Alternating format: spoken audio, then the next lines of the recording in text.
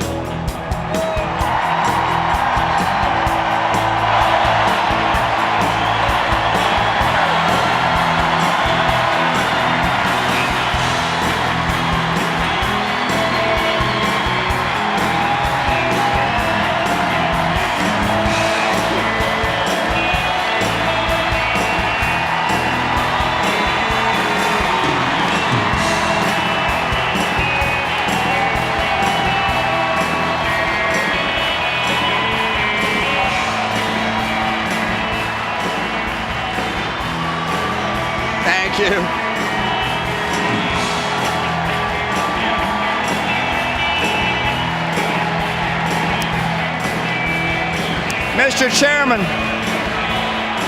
Mr. Chairman and delegates,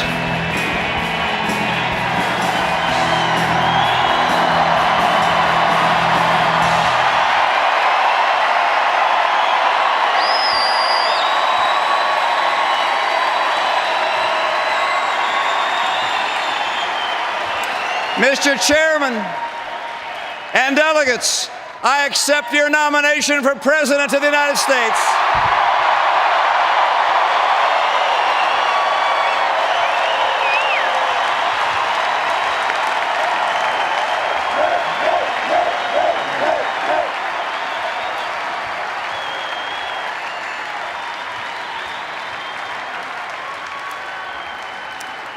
I do so with humility, deeply moved by the trust you've placed in me. It's a great honor. It's an even greater responsibility.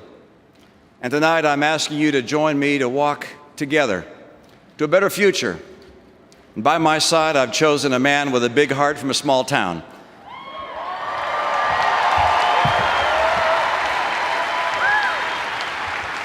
He represents the best of America, a man who will always make us very proud, my friend and America's next Vice President, Paul Ryan.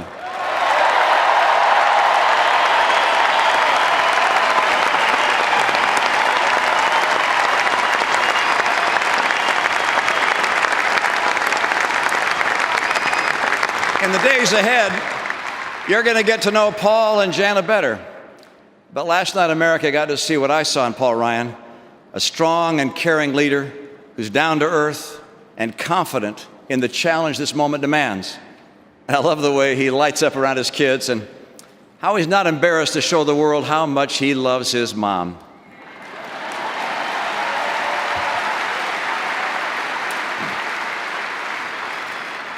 But Paul, I still like the playlist on my iPod better than yours.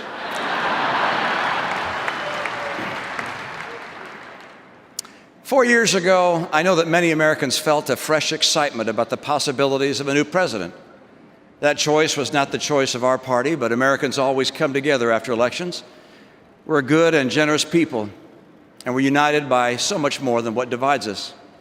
When that election was over, when the yard signs came down and the television commercials finally came off the air, Americans were eager to go back to work, to live our lives the way Americans always have, optimistic and positive and confident in the future. That very optimism is uniquely American. It's what brought us to America. We're a nation of immigrants.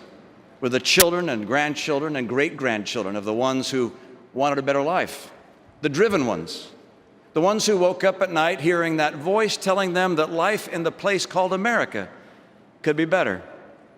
They came not just in pursuit of the riches of this world, but for the richness of this life. Freedom, freedom of religion, freedom to speak their mind, freedom to build a life, and yes, freedom to build a business with their own hands.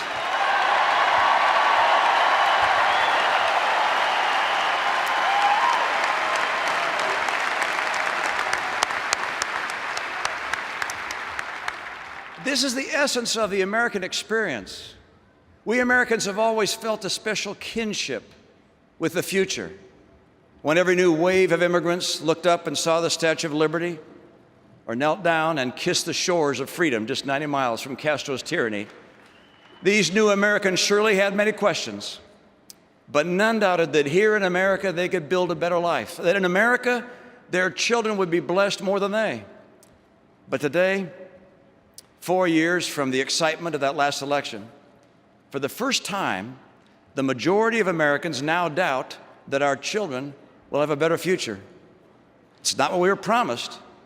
Every family in America wanted this to be a time when they could get a little ahead, put aside a little more for college, do more for the elderly mom that's now living alone, or give a little more to their church or their charity.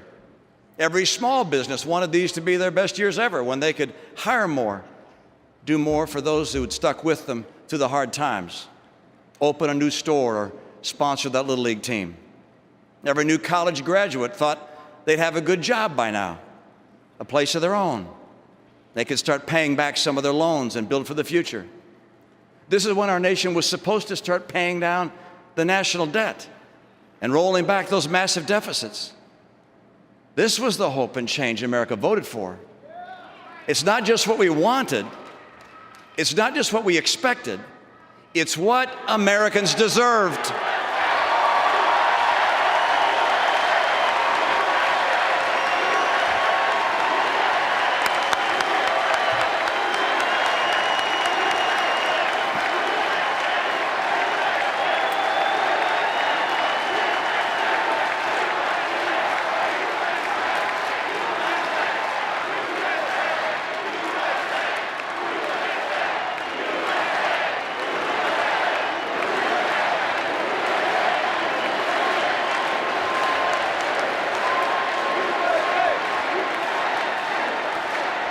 You deserved it because during these years you worked harder than ever before. You deserved it because when it cost more to fill up your car, you cut out moving lights and put in longer hours. Or when you lost that job that paid $22.50 an hour with benefits, you took 2 jobs at $9 an hour.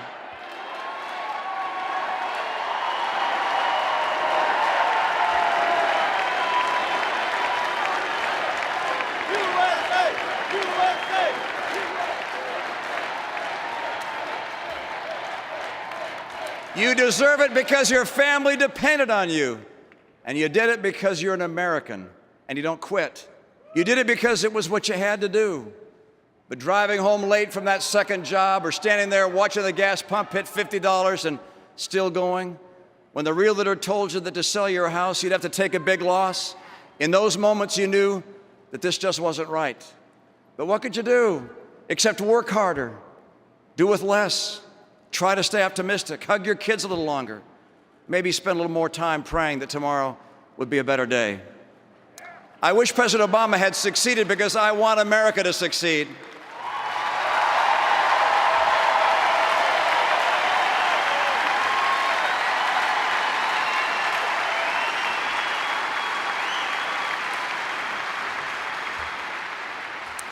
But his promises gave way to disappointment and division. This isn't something we have to accept. Now is the moment when we can do something, and with your help, we will do something.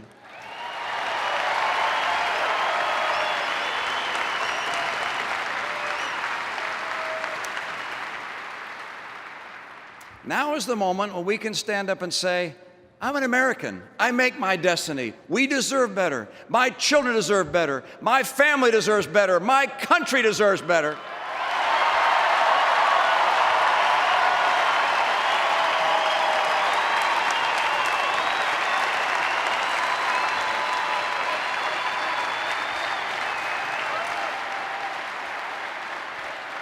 So here we stand. Americans have a choice, a decision. To make that choice, you need to know more about me and where I'd lead our country. I was born in the middle of the century, in the middle of the country, a classic baby boomer. It was a time when Americans were returning from war and eager to work. To be an American was to assume that all things were possible. When President Kennedy challenged Americans to go to the moon, the question wasn't whether we'd get there, it was only when we'd get there.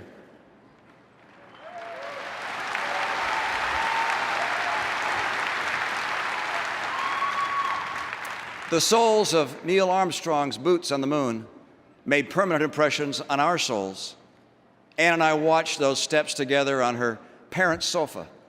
Like all Americans, we went to bed that night knowing we lived in the greatest country in the history of the world.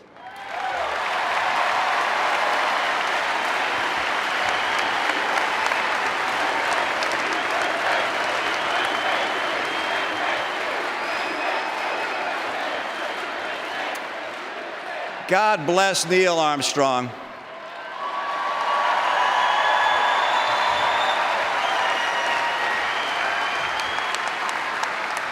Tonight, that American flag is still there on the moon. And I don't doubt for a second that Neil Armstrong's spirit is still with us. That unique blend of optimism, humility, and the utter confidence that when the world needs someone to do the really big stuff, you need an American.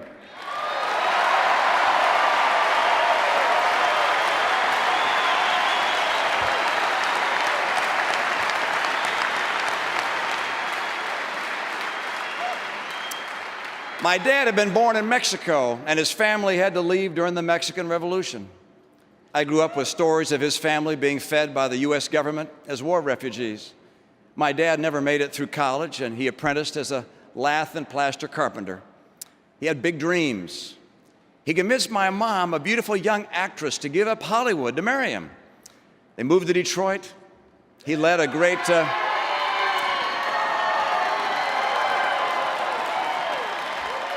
He led a great automobile company and became governor of the great state of Michigan.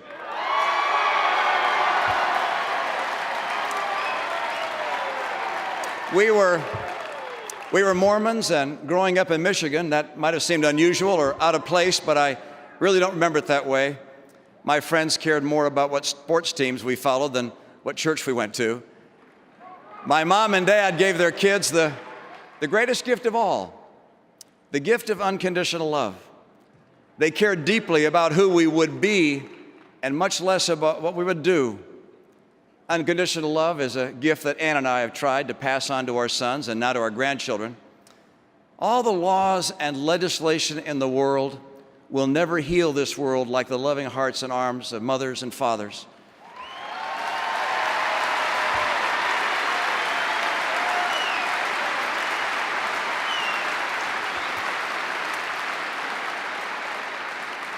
You know, if every child could drift to sleep feeling wrapped in the love of their family and God's love, this world would be a far more gentle and better place.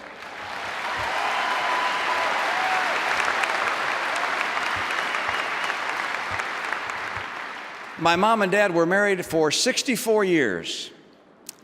And if you wondered what their secret was, you could have asked the local florist. Because every day, Dad gave Mom a rose, which he put on her bedside table. That's how she found out what happened on the day my father died. She went looking for him because that morning there was no rose. My mom and dad were true partners, a life lesson that shaped me by everyday example. When my mom ran for the Senate, my dad was there for her every step of the way. I could still see her saying in her beautiful voice, "Why should women have any less say than men about the great decisions facing our nation?"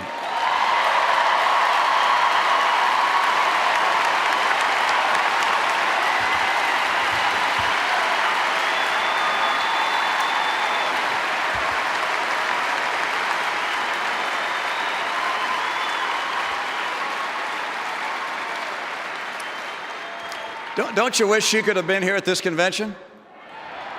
And heard leaders like Governor Mary Fallin, Governor Nikki Haley, Governor Susana Martinez, Senator Kelly Ayotte, and Secretary of State Condoleezza Rice.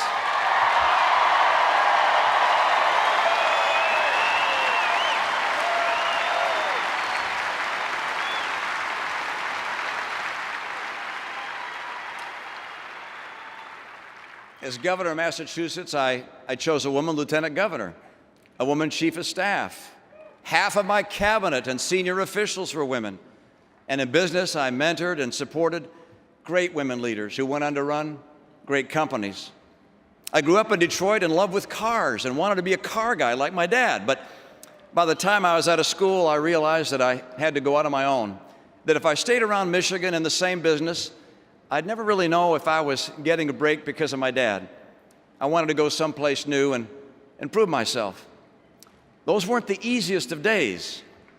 Many long hours and weekends working, 5 young sons who seemed to have this need to reenact a different world war every night. But if you ask Ann and I what we'd give to break up just one more fight between the boys, or wake up in the morning and discover a pile of kids asleep in our room, well, every mom and dad knows the answer to that. Those days were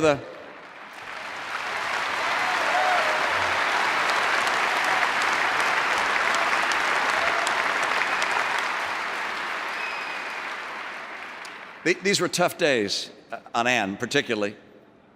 She was heroic through it all. 5 boys with our families a long way away. I had to travel a lot for my job then, and I'd call and try to offer support.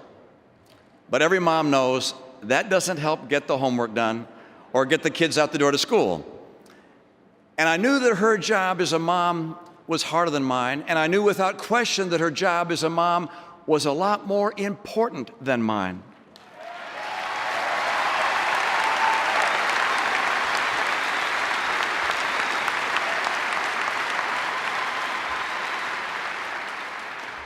And as America saw Tuesday night, Ann would have succeeded at anything she wanted to do.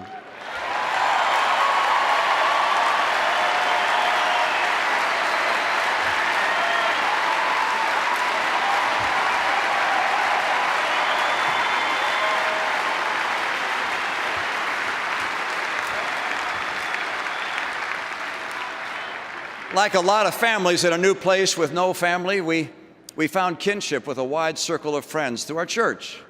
When we were new to the community, it was welcoming, and as the years went by, it was a joy to help others who just moved into town or just joined our church. We had remarkably vibrant and diverse congregations from all walks of life, and many who were new to America. We prayed together, our kids played together, and we always stood ready to help each other out in different ways. That's how it is in America.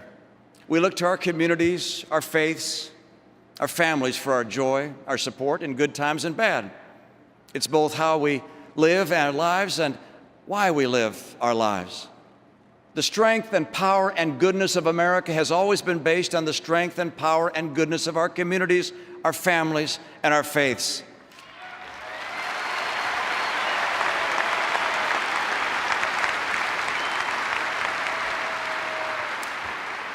That's the bedrock of what makes America, America. In our best days, we can feel the vibrancy of America's communities, large and small. It's when we see that new business opening up downtown.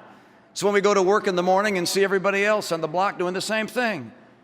It's when our son or daughter calls from college to talk about which job offer they should take, and you try not to choke up when you hear that the one they like best is not too far from home. It's that good feeling when you have more time to volunteer to coach your kid's soccer team or help out on school trips. But for too many Americans, those kind of good days are harder to come by. How many days have you woken up feeling that something really special was happening in America? Many of you felt that way on Election Day 4 years ago. Hope and change had a powerful appeal.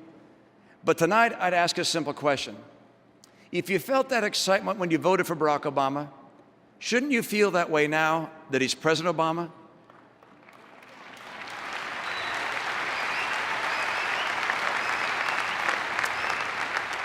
You know there's something wrong with the kind of job he's done as president when the best feeling you had was the day you voted for him.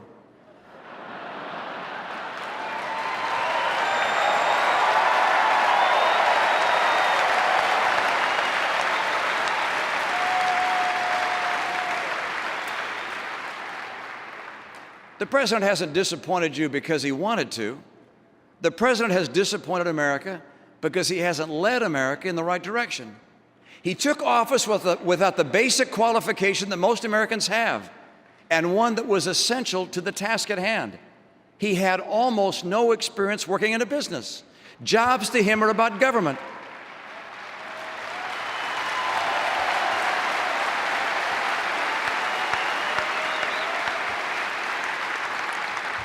I learned the real lessons about how America works from experience. When I was 37, I helped start a small company. My partners and I had been working for a company that was in the business of helping other businesses. So some of us had this idea that if we really believed our advice was helping companies, we should invest in companies. We should bet on ourselves and on our advice. So we started a new business called Bain Capital. The only problem was, while we believed in ourselves, not many other people did. We were young and had never done this before, and we almost didn't get off the ground. In those days, sometimes I wondered if I'd made a really big mistake. By the way, I'd thought about asking my church's pension fund to invest, but I didn't. I figured it was bad enough that I might lose my investors' money, but I didn't want to go to hell, too.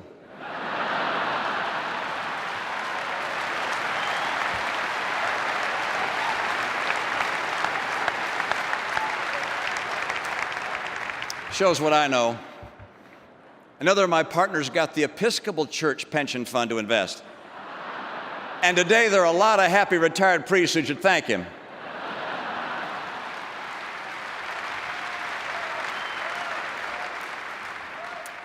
That business we started with 10 people has now grown into a great American success story. Some of the companies we helped start are names you know and you've heard from tonight.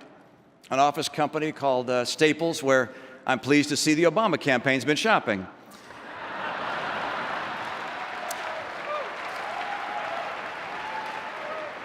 The Sports Authority, which of course became a favorite of my boys. We helped start an early childhood learning company called Bright Horizons that First Lady Michelle Obama rightly praised. And at a time when nobody thought we'd ever see a new steel mill built in America, we took a chance and built one in a cornfield in Indiana. Today,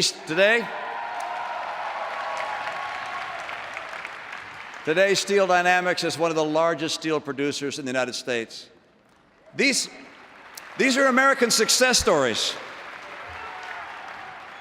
And yet the centerpiece of the president's entire re-election campaign is attacking success. Is it any wonder that someone who attacks success has led the worst economic recovery since the Great Depression?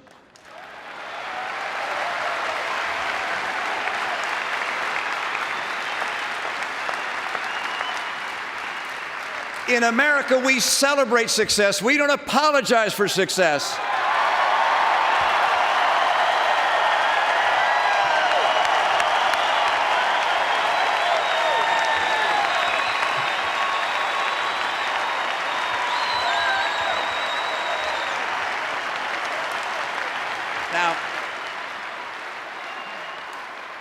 Now, we weren't always successful at Bain, but no one ever is in the real world of business. That's what this president doesn't seem to understand. Business and growing jobs is about taking risk, sometimes failing, sometimes succeeding, but always striving. It's about dreams. Usually it doesn't work out exactly as you might have imagined. Steve Jobs was fired at Apple, and then he came back and changed the world. It's the genius of the American free enterprise system to harness the extraordinary creativity and talent and industry of the American people with a system that's dedicated to creating tomorrow's prosperity, not trying to redistribute today's.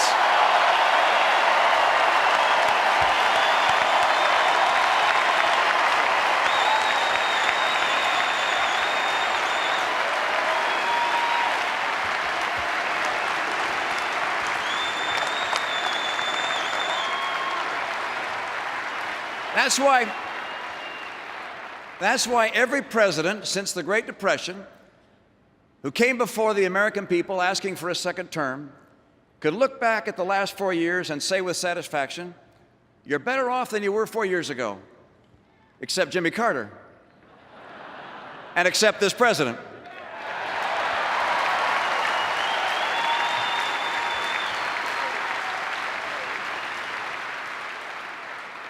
This president can ask us to be patient. This president can tell us it was someone else's fault. This president can tell us that the next 4 years he'll get it right. But this president cannot tell us that you're better off today than when he took office.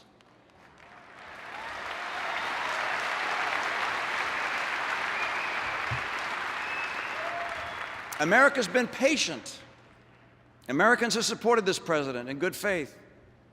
But today, the time has come to turn the page. Today, the time has come for us to put the disappointments of the last 4 years behind us, to put aside the divisiveness and the recriminations, to forget about what might have been and to look ahead to what can be.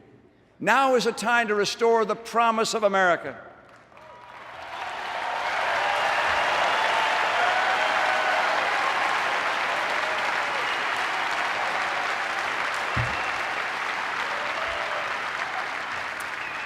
Many Americans have given up on this president, but they haven't ever thought about giving up. Not on themselves, not on each other, and not on America. What is needed in our country today is not complicated or profound. It doesn't take a special government commission to tell us what America needs. What America needs is jobs, lots of jobs.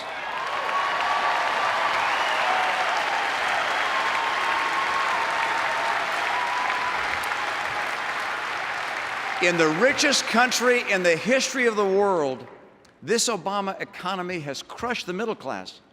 Family income has fallen by $4,000, but health insurance premiums are higher, food prices are higher, utility bills are higher, and gasoline prices, they've doubled. Today, more Americans wake up in poverty than ever before. Nearly 1 out of 6 Americans is living in poverty. Look around you. These aren't strangers. These are our brothers and sisters, our fellow Americans. His policies have not helped create jobs. They've depressed them. And this I can tell you about where President Obama would take America. His plan to raise taxes on small business won't add jobs, it would eliminate them.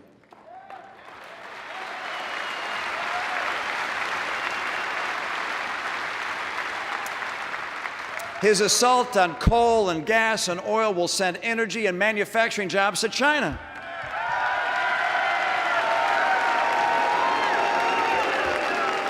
His trillion-dollar cuts to our military will eliminate hundreds of thousands of jobs and also put our security at greater risk.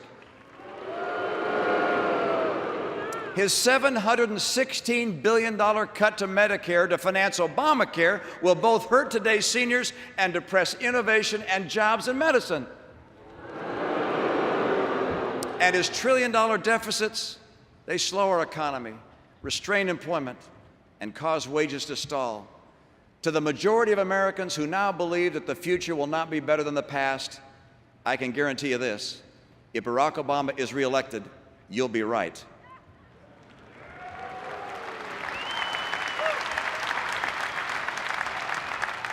I'm running for president to help create a better future. A future where everyone who wants a job can find a job, where no senior fears for the security of their retirement. An America where every parent knows that their child will get an education that leads them to a good job and a bright horizon. And unlike the president, I have a plan to create 12 million new jobs.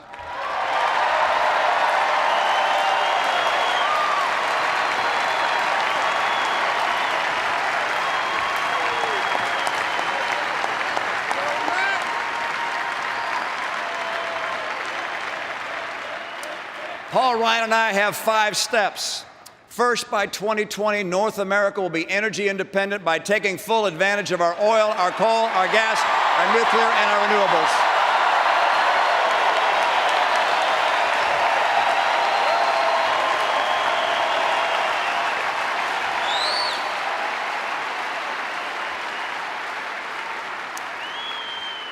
Second, we'll give our fellow citizens the skills they need for the jobs of today and the careers of tomorrow.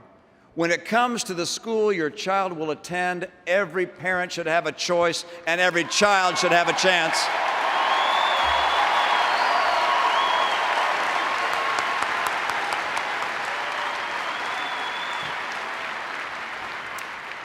Third, we'll make trade work for America by forging new trade agreements. And when nations cheat in trade, there will be unmistakable consequences.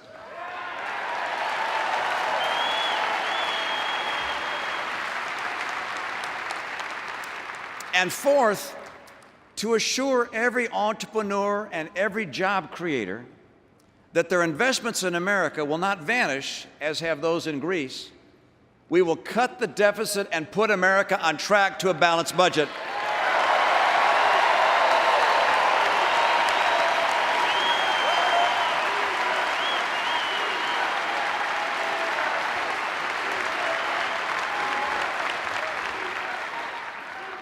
And fifth, we will champion small businesses, America's engine of job growth. That means reducing taxes on business, not raising them.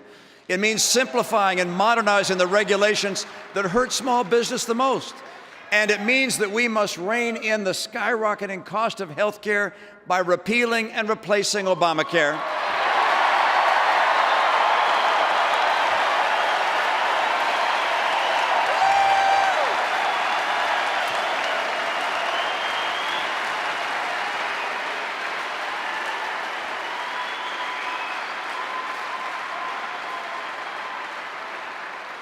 Today, women are more likely than men to start a business.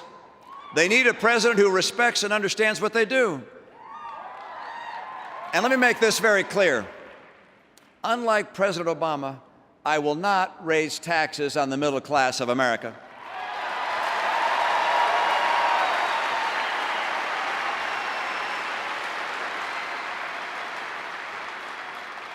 As president, I'll protect the sanctity of life. I'll honor the institution of marriage.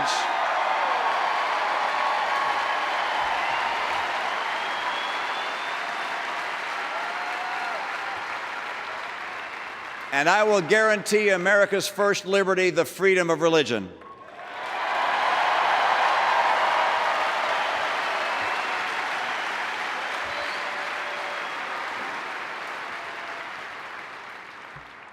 President Obama promised to begin to slow the rise of the oceans.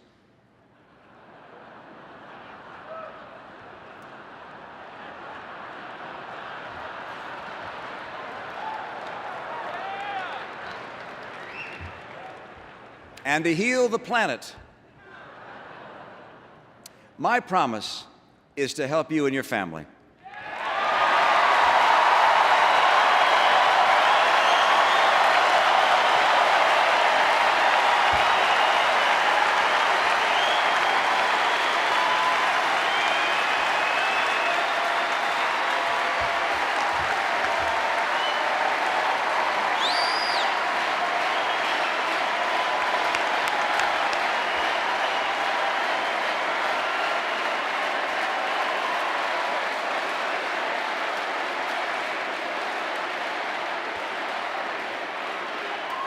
I will begin my presidency with a jobs tour. President Obama began his presidency with an apology tour. America, he said, had dictated to other nations. No, Mr. President, America has freed other nations from dictators.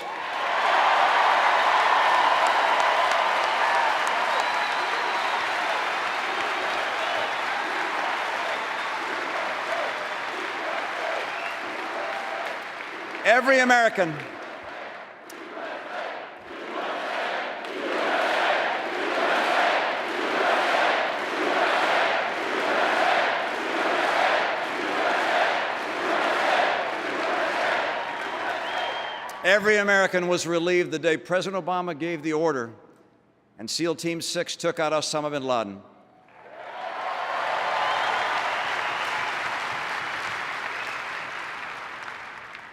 On another front, every American is less secure today because he has failed to slow Iran's nuclear threat.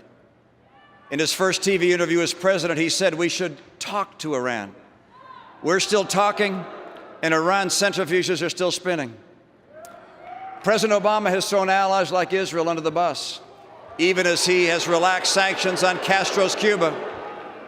He abandoned our friends in Poland by walking away from our missile defense commitments. But he's eager to give Russia's President Putin the flexibility he desires after the election.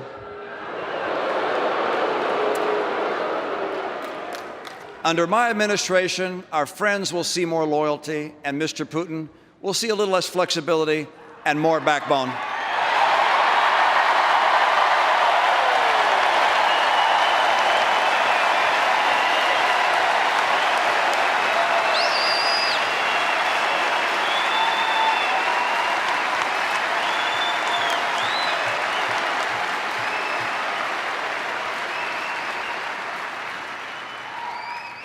We will honor America's democratic ideals because a free world is a more peaceful world. This is the bipartisan foreign policy legacy of Truman and Reagan, and under my presidency, we will return to it once again.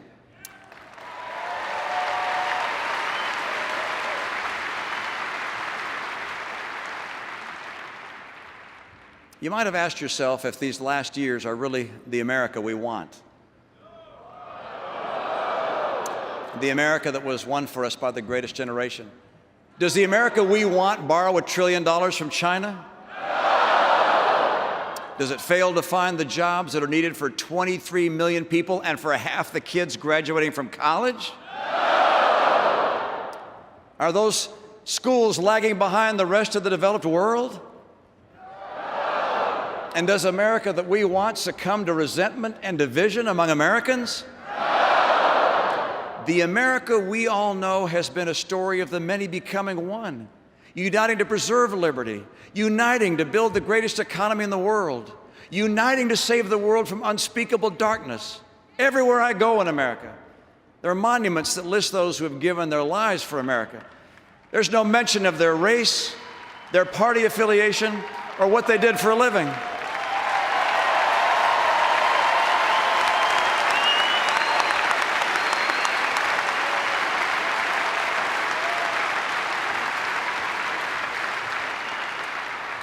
They lived and died under a single flag, fighting for a single purpose. They pledged allegiance to the United States of America. That America, that united America, can unleash an economy that will put Americans back to work, that will once again lead the world with innovation and productivity, and that will restore every father and mother's confidence that their children's future is brighter even than the past. That America, that united America, will preserve a military that's so strong no nation would ever dare to test it.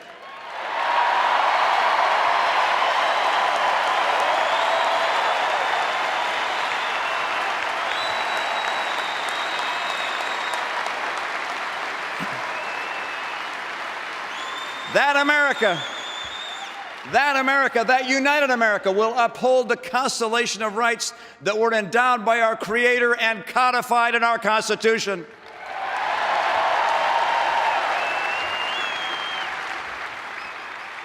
That united America will care for the poor and the sick, will honor and respect the elderly, and will give a helping hand to those in need.